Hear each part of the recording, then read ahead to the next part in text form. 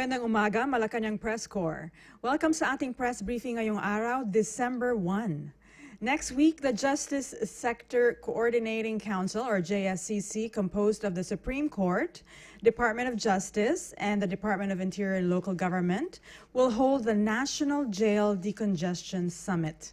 This summit aims to solve jail congestion nationwide through comprehensive analysis of the challenges and opportunities associated with decongestion efforts. And to give us a background on the upcoming summit, we have with us today Department of Justice Assistant Secretary and Spokesperson, Dominic Clavano IV. Good morning, Assistant Secretary Clavano. Good morning, Daphne. Okay. Thank you for having me. Good morning to all our friends in media. Again, I'm from the Department of Justice, but also a member of the Technical Working Group on the Communications and Partnership Building of JSCC.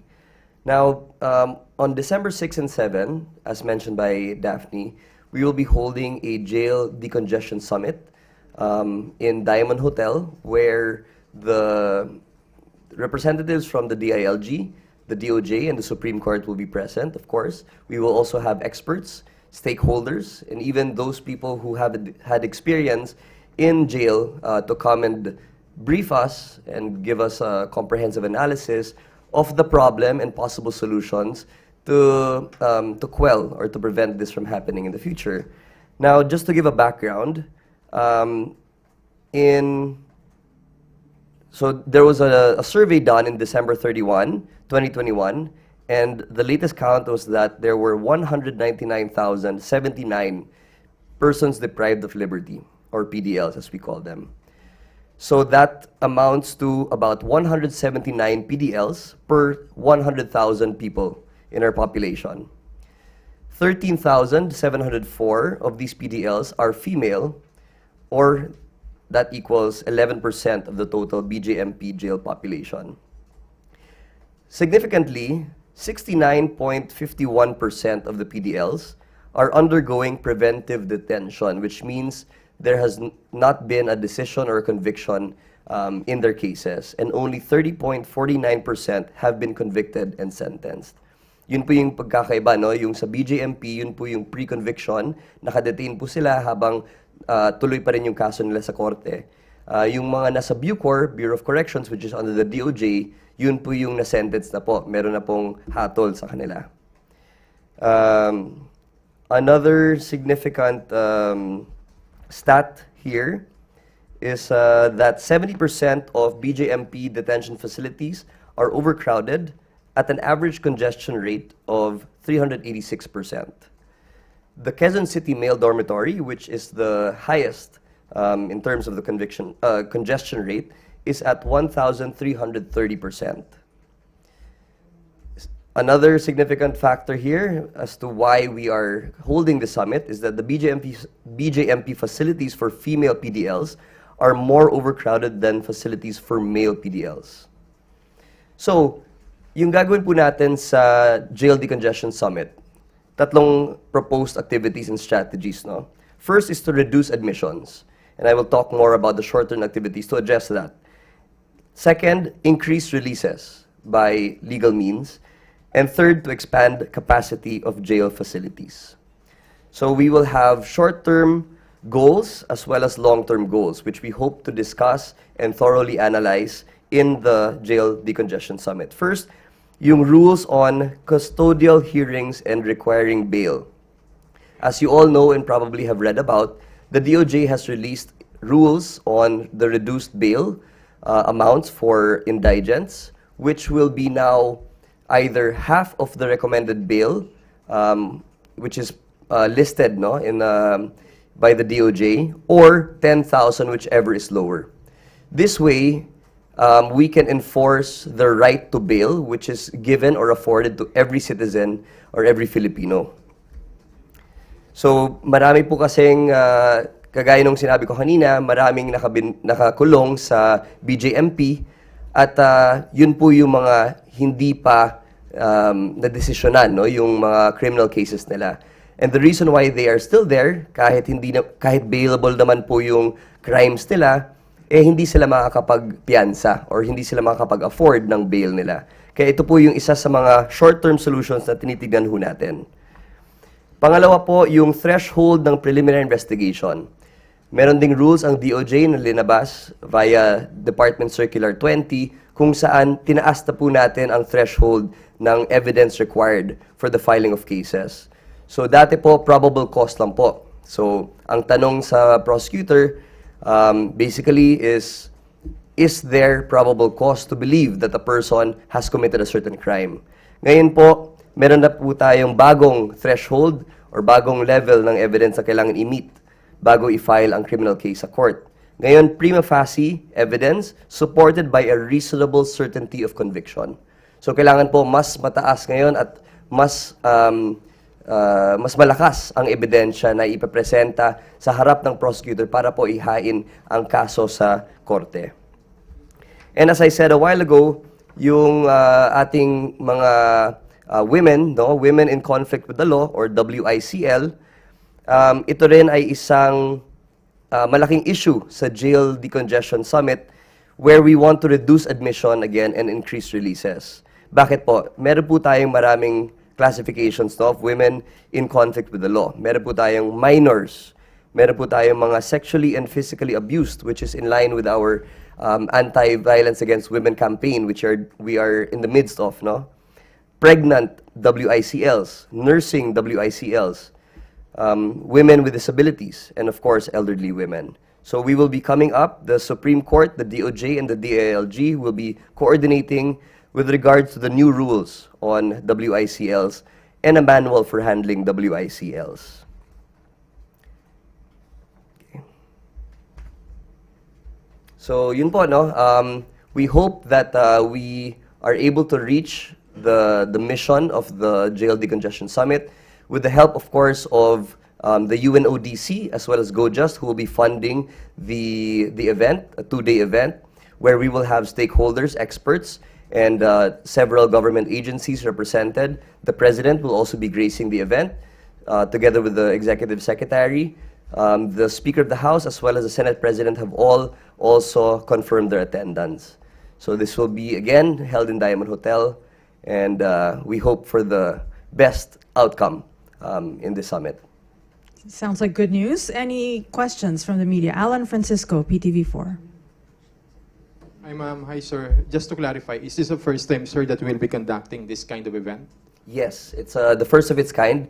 Well, I would consider this as a legacy-building event kasi ito yung pinakaunang pagkakataon na nagsama-sama yung mga actors sa justice sector, Supreme Court, DOJ, and DILG, in really addressing this very pressing issue.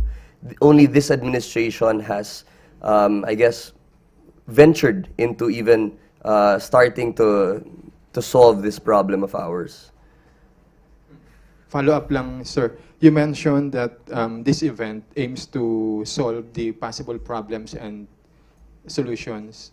Can you cite some examples, sir, ng possible problems if hindi na solusyonan itong decongestion? Well, really, it's a humanitarian problem. No? It's a human rights problem as well, which we are all very aware of. Meron po tayong tinatawag na Mandela Rules, which provide for the minimum standards for treating a person deprived of liberty. Under the National Building Code, the requirement is about 4.8 square meters per PDL, which is very far from what we're seeing now in the jails. This is something that we believe is a very pressing issue because kahit nakakulong yung mga yan, may karapatan pa rin, tao pa rin yung mga nakakulong, no, sa BJMP tsaka sa Bucor. So this is something that will show the world and to our citizens na we don't take these things lightly. Kahit nakakulong po yan, we still have to treat them with the dignity that they deserve.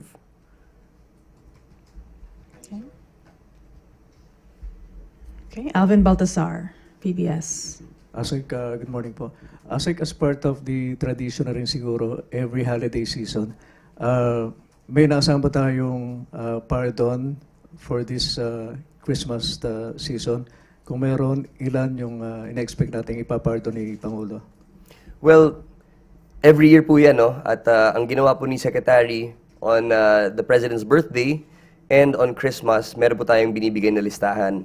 sa PPA, and then eventually aakyat po yan sa Executive Secretary. I'm not particularly sure kung ano po yung number na binigay ngayon, but last year it was an amount close to 1,000. So we're expecting a similar amount this year.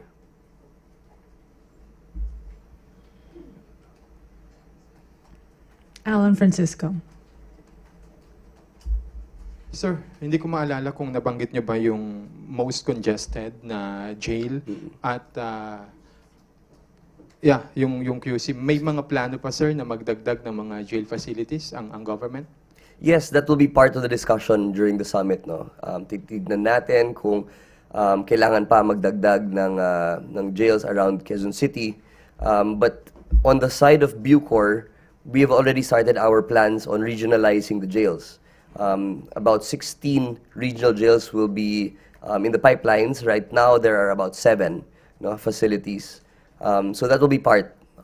That's one of the strategies. Pero yung isa kasi is to reduce admissions and to increase releases. So together with additional facilities, the other strategies such as increasing releases and reducing admissions will probably help as well with the decongestion. Follow-up lang, sir. The funds, sir, gagamitin doon sa jail facility. Saan manggagaling, sir? Ilalagay po natin, ipapropose po natin yan sa GAA.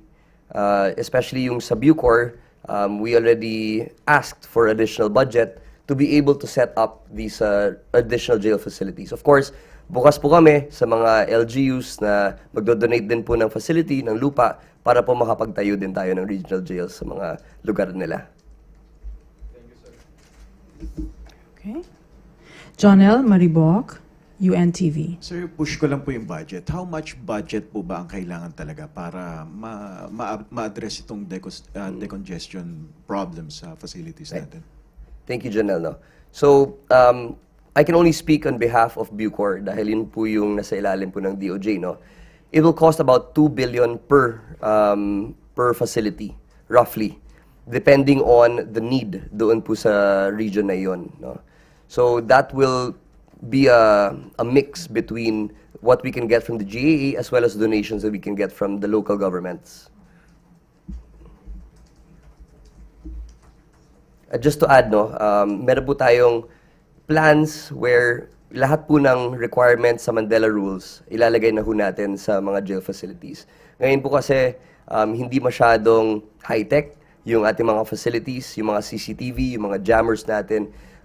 Hindi siya effective dahil ngayon nasa NBP, sa Muntinlupa, meron pong tayong mga neighboring communities na kung maglagay po tayo ng jammer na nakakapagpigil ng signal, hindi po siya effective dahil nga nakaka-affect din siya sa ibang communities. So we have to look for areas around the country na medyo remote para doon po ilalagay yung mga facilities para mas effective po yung ating prevention in terms of the use of cell phones, yung pagpapasok ng kontrabando, at iba pang mga issue na nakikita natin sa NBP. Asek Miko, the Marcos administration, of course, is very supportive of this program, wanting to decongest our jails. How significant is the support of the president in doing these programs? Oh, it really does mean a lot to the JSCC.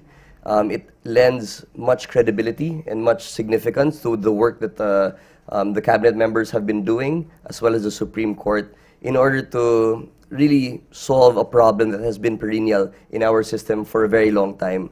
The presence of the president will not only help raise awareness, but it will also elevate the level of discussion in the summit, and hopefully with his presence and with the motivation that he will be giving us in his opening remarks, we believe that the stakeholders, the experts, will be more willing to engage in a more fruitful discussion.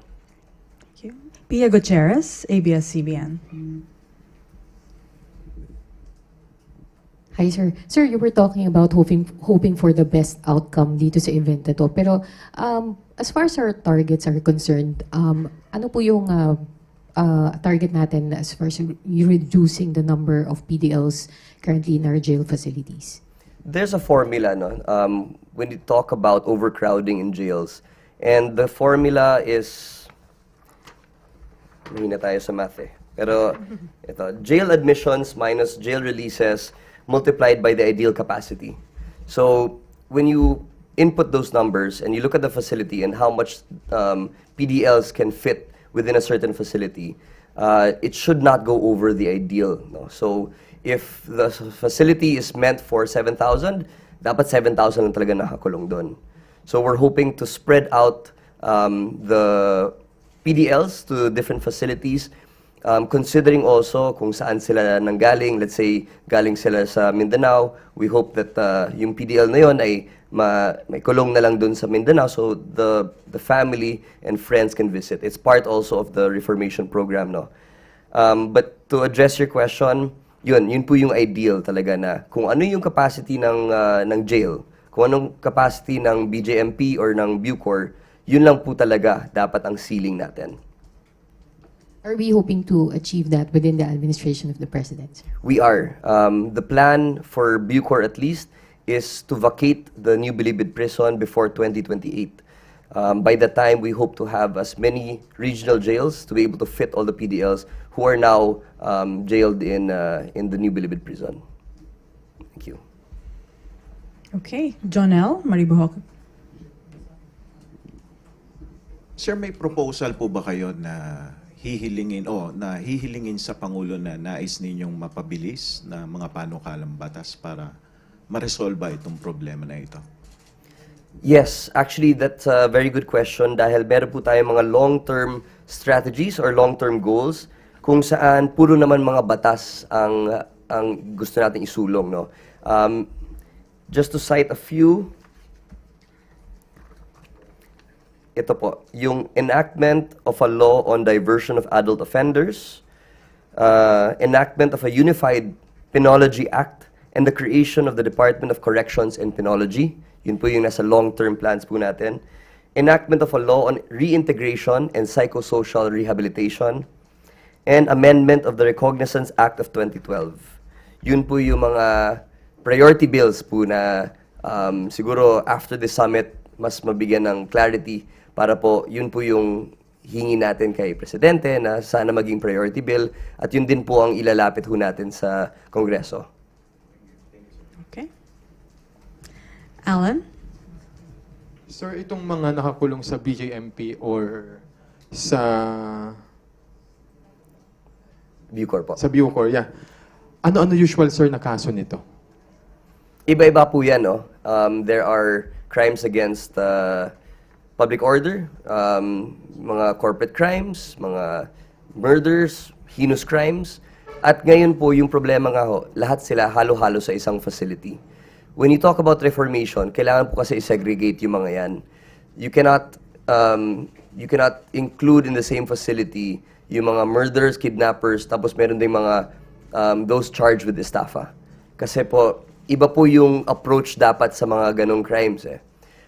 So, in the new facilities, yun po yung gagawin natin. We will categorize according to the nature of crimes, and then we will conduct reformation programs according to those nature of crimes.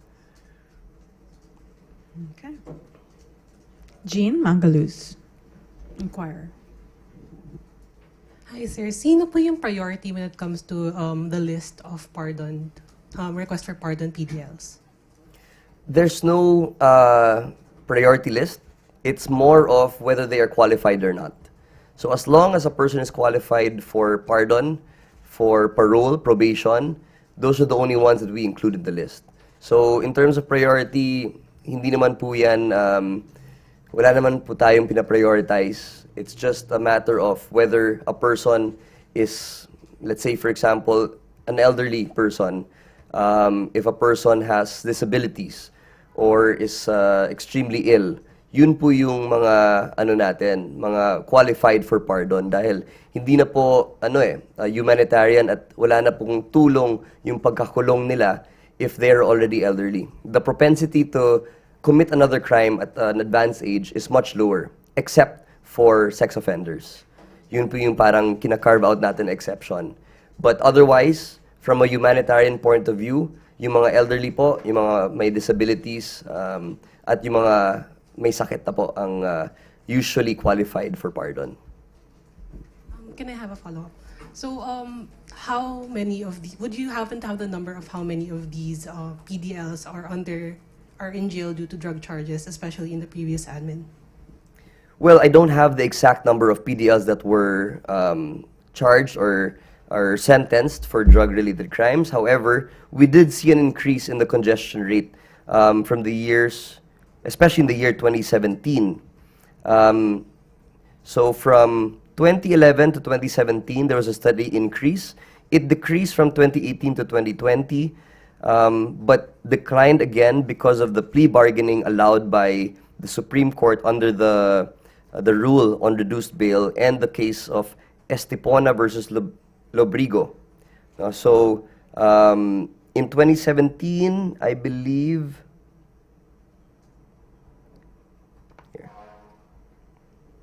sorry, I do have the number. As of December 31, 2021, 86,000 PDLs were charged with drug cases versus 39,144 PDLs that were charged with non-drug cases. The PDLs with drug-related offenses accounted for 69% of the total BJMP population, and 15% of these are female PDLs. Ivan Myrina, GMA 7. ASEC, I would imagine there would be parallel efforts to also decongest our dockets because that is a very crucial step in decongesting our jails. Is there a similar commitment from the Supreme Court that the courts will do better in decongesting the dockets? Yes, as I mentioned earlier, this is a program that is led by the Supreme Court. They will be promulgating rules on custodial hearings and requiring bail. So that's one way to decongest the jails. To make more efficient, we have digitalization efforts. So we have the National Justice Information System, which is a system that cuts across all sectors of the justice sector or the justice system, where each agency, depending on kung ano yung role nila sa justice system, will have limited access to that database, no, or that system. And that will further increase the effectivity and efficiency of yung court dockets and the way that the courts resolve cases. Dahil po dati, papel talaga yan ang dinadala sa korte.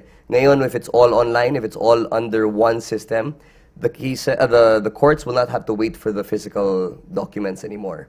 And we can rely already on the system. ASEC, meron pa ho bang mga PDLs, especially itong mga nasa BJMP, na sa tagal nila naghihintay ng resolution ng case sila, they have actually already served out their sentence kung nasentensyahan man sila? Yes, that is entirely possible at nangyayari po yun. But the thing is, itong mga cases na ito, usually, mababa lang po yung sentence, let's say 6 years or less. So, yun po yung mga cases na sa tingin ho namin, dapat makapag-afford sila ng bail. Dahil maliliit lang naman po yung mga chine-charge sa kanila na kaso, no? So we're hoping that with the new rules on bail, they don't have to stay a day longer than they should. Dapat dun pa lang sa arraignment or sa hearing for bail, makakapag-post na po sila ng bail. And with the reduced amount for bail, which is at max 10,000 pesos, we hope na makakapag-afford na po sila. Okay. Alvin Baltasar. Asa kanina, parang narinig ko na may target ang government na before 2028, kinakailangan ma-vacate na yung National Bilibid Prison. Nag-start na bang ilipat yung mga inmates natin doon at saka saan sila inililipat? And one more thing, Asik, meron bang timeline doon sa direktiba ni President Marcos na kinakailangan matapos yung decongestion efforts ng gobyerno natin? Yes. We take the President's directive very seriously. Kaya po, within the administration's time, until 2028, we hope to build at least 16 regional jails. No? And we were hoping na yung NBP ay, we hope to convert it into either a national government center or another government facility which can be utilized, no, to its maximum potential dahil yung lugar po ng NBP ay napakataas na po ng value dyan. And it's a very huge space. Kaya gusto po namin talaga na ma-convert yan into a national government center. And in the process, yung mga PDLs ho natin, ililipat na po sa 16 regional jails. So we're working very tightly with Bucor, with Director General Kadapang, on his plans and yung mga sketchings na po niya for the regional jails around the country. Okay. Raquel Bayan, Radyo Pilipinas. Sir, for clarification lang po, yung reduced bail po natin, gumagana na po siya, yung 50% to 10,000 pesos. Yes. Ang gawin na po. And then sir, may we get, on another topic lang po, may we get an update kung nakipag-ugnayan na po ba yung DOJ sa Malacañang regarding po sa ICC investigation po? I don't believe the Secretary and the President have spoken yet. It's something that is way above my pay level. So I believe it's something that has to be discussed between the Secretary and the President. Pero sir, hindi pa po, wala pa pong official communication na nagaganap between PBBM and DOJ po. Well, they have talked about it before, no? Marami na silang napag-usapan dati pa. Pero with the new news coming out, they haven't talked maybe for about a week about the issue. Okay. Thank you very much. Is there anything else you want to say about the program for decongestion? Yeah. When is the event? December 6 and 7. Okay. Yes. Okay. At the Diamond Hotel. So, All right. So I'm sure the Malacañang Press Corps will be there because the President will be there. Thank you very much, Assistant Secretary Dominic Clavano IV. Thank you so much. And thank you, Malacañang Press Corps. This concludes our press briefing. Good morning. Okay. Thanks, Daphne.